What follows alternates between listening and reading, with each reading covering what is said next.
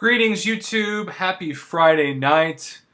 I wanted to touch on a post that we saw in the forums recently. It is a post directly answering the same question I get seemingly daily, sometimes hourly. Prof, what's going to happen with the overheating and the lagging? Where's the real compensation for all of the months that we have seen our game deteriorate, or as this guy, ill with an underscore, says, give me back enough golden battle chips. I love how this, by the way, I love how this post is like not a question, it's a straight up demand. Give me back enough golden battle chips to cover Alliance Quest Map 6 5 times for as long as the issues continue for. It has been, over a month now since the overheating issue. We can't play Arena for more than a couple minutes at a time. Some of us have heavy donations, and with all the issues and overheating, some of us couldn't do any Arena, and some of us have significantly destroyed our phones and the battery in order to do Arena. Kabam won't do a thing to anyone that is destroying their iPhones. So a very blunt and, shall we say, to the point post in the forums. Now, surprisingly enough, after the second paragraph reads, anything else is a bonus, but at the bare minimum they should be compensating us with heavy resources or eliminate resources needed for Alliance Quest. This would be the best compensation. Let Prestige determine what rewards you get, not whether or not your Alliance has enough resources in their treasury. Well, of course, that defeats the whole purpose of making money off the treasury, so we know Kabam's not going to do that. But surprisingly, Kabam Mike himself, the one that likes to drop the mic with two eyes, did respond directly to this post. Hi, hey all.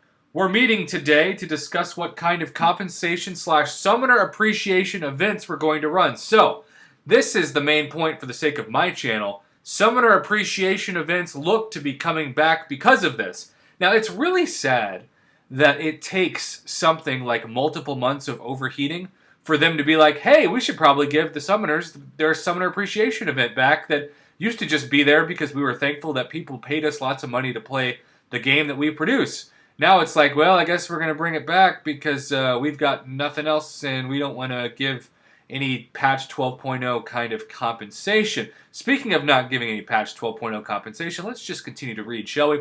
We won't have news for you guys and gals. You know, the Kabam doesn't want to be sexist in these posts, right?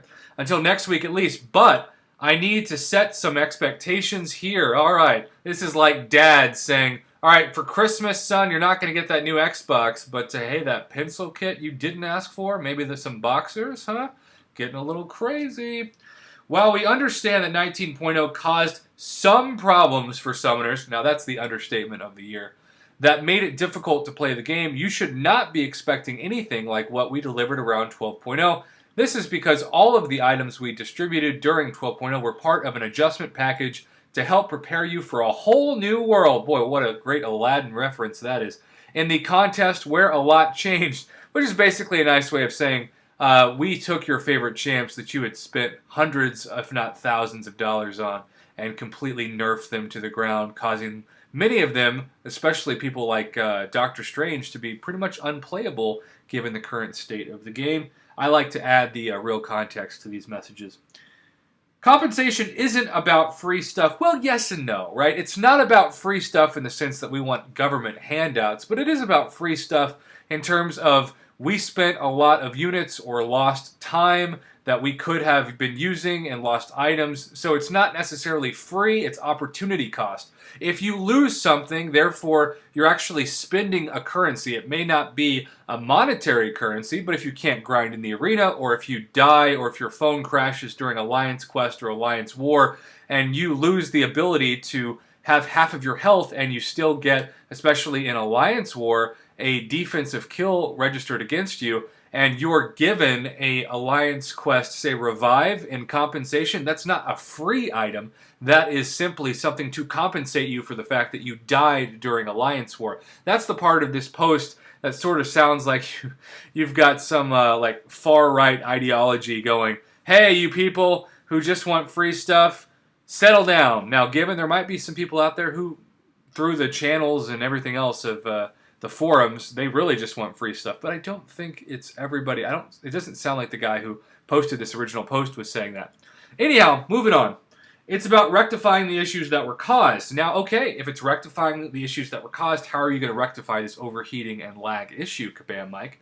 To be blunt and cut to the point, I'm sorry to say, but you should not be expecting rank down tickets, awakening gems, huge crystal shard amounts, or the like.